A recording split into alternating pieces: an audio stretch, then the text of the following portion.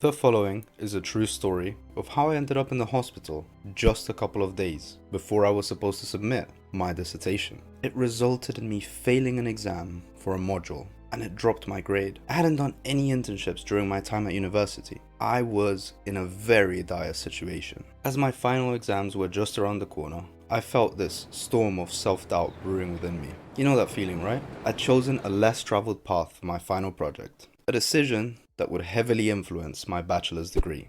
I set out to create a language that could describe simple tile-based games. This language would then be deciphered by a game engine I was building from scratch. The end goal? A sandbox for training artificial intelligence. Imagine being able to change the rules of Candy Crush to align 5 candies instead of 3. Completely changing the game and seeing how AI adapts. Sounds cool, right? Well, it means I had to create 3 different things. 1, the language. 2, the game engine. And 3, an AI agent. But here's the thing. In what I can only describe to be a fit of madness, I decided to use C++ to create all of this. Those of you who've worked with C++ know what I'm talking about. It's no walk in the park.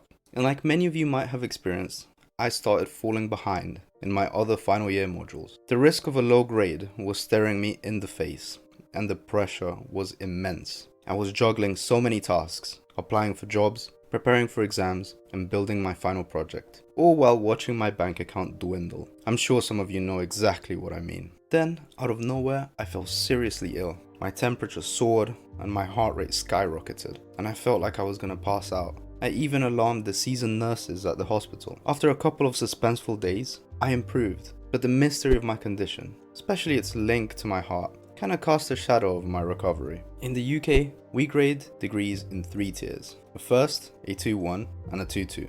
I scored 69%, just missing out on that top tier. The frustration and disappointment was intense. I found myself wondering, how the hell am I gonna compete for a job like this? I looked around and all I could see were people with top grades, internships, and impressive portfolios. I didn't have any of that. In my desperation, I turned to the internet for guidance on how to enhance a CV when you're short on experience. I found hope in my past projects. Despite feeling they were insignificant, I added a brief summary of each to my CV. And guess what? I started getting more interview calls. They weren't necessarily interested in seeing a demonstration of the projects or anything like that, but instead, they always asked me what sorts of challenges I faced and how I overcame them. They'd also ask me if I used any design patterns to overcome any challenges or any specific algorithms. After 2 months of job hunting, I was broke. A friend offered me a job as a sales assistant at a local electronics store. It wasn't what I wanted, but I accepted,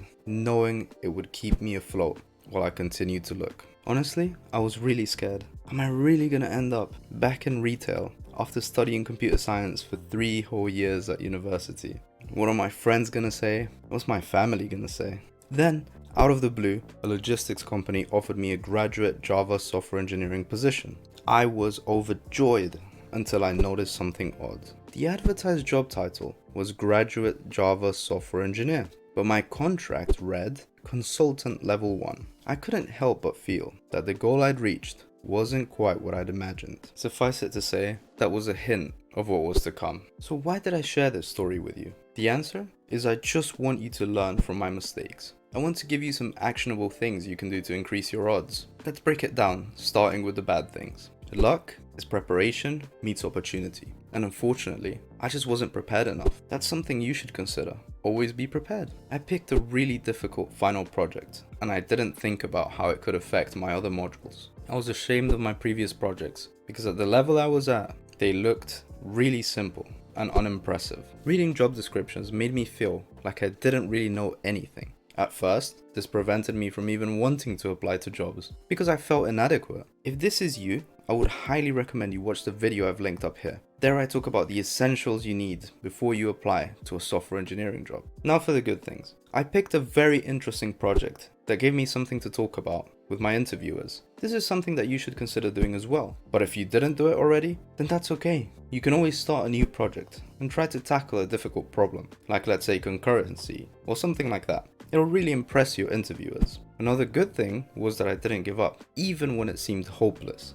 Even when it looked like I was going to end up going back to retail work. Now unfortunately, this story is not finished, but if you found any value whatsoever in it, drop me a like. If I get to 100 of these, I'll make a part 2 where I'll discuss how much I was paid and why I didn't stick around for very long. Please consider subscribing, and if you found anything relatable in this, leave a comment down below. Also consider watching this video I made about my experience applying for a mid-level full stack software engineering role.